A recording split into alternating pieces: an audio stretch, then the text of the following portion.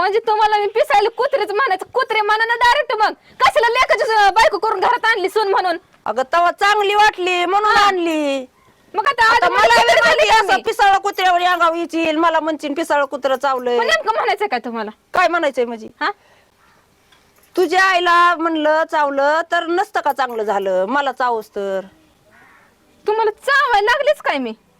आता काय राहिलंय चावायचं अजून? हा काय राहिले ग? मागापासून ऐकत बसले मी, पिसायले कुत्री पिसायले कुत्री. कुत्र काय लावले तुम्ही सकाळपासून? मग ह्याचाच विचार पहिला करायचा असतो तो, की बा हिथं आई बाई बसली सासू आपली कशी हा. का व्हायना म्हातारी कोतारी, हा. आपण कसा तिच्या अंगावर केर लावावा, कुठं हे कशाचं असे म्हातारी संस्कार दिसते सासू? नसावात.